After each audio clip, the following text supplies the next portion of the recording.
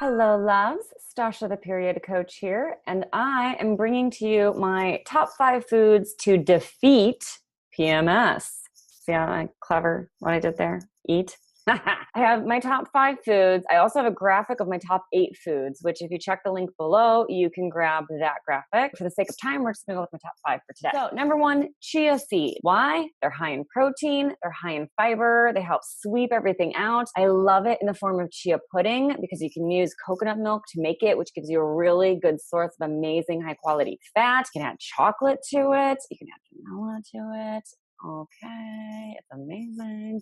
But at the very least, you can just throw a teaspoon or a tablespoon into your water bottle and just drink. It's really flexible. It's really easy on the go. Whenever I'm traveling, I always have a big bag of chia seeds with me because it just helps with the digestion on a daily basis. And when you're after ovulation, the week, 2 weeks before your menstrual phase, chia seeds are amazing. You should have some every day.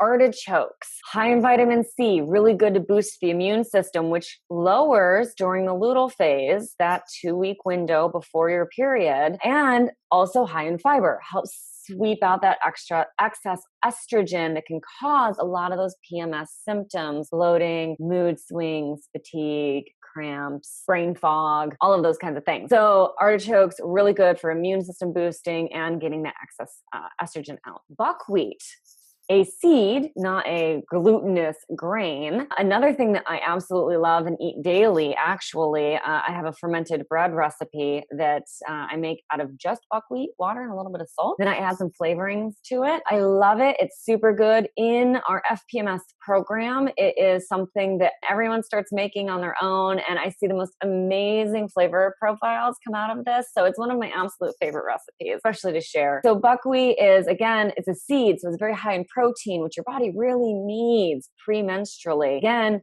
really high in fiber, helps sweeping out that excess estrogen. You may notice a theme with these foods. Then number 5, apples, because again, nice high fiber quality in apples to get that excess estrogen out, but also to satisfy the sweet tooth that we all get during this time. Big fan of apples slathered in a nut butter during this time. If you go with peanut butter, make sure it's organic. It's a really high absorber of the toxins, so don't go with the non-organic peanut butter, get organic. And finally, number 5 is seafood, which I know you're going to be like, what?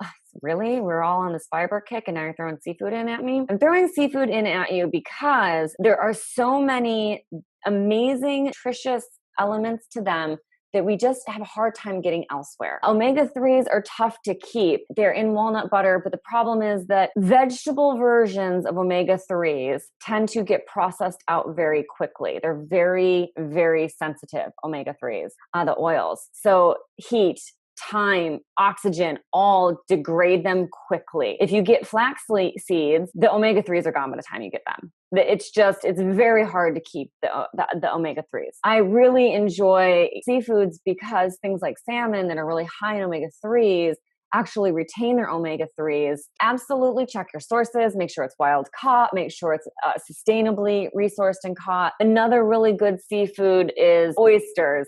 Oysters are a superfood for women. I don't think that should be a surprise because if you look at an oyster, it is unmistakably a yoni looking food. And it is phenomenal for women, really high in things like magnesium, which we don't get elsewhere, as well as other very basic minerals that we need and we don't get. They say about 14 oysters a month is all you need. So you don't even need that many. So if you just go, say, and get like dollar oyster happy hour, you can knock it out and get what you really need out of it in one afternoon. I am a fan of doing things over time, but oysters are a superfood. They're really good for women. Again, make sure you're sustainably sourcing. Seafood is absolutely a crucial part of our dietary needs as women. My 5 favorite foods for defeating PMS. I hope to see you in FPMS, where we say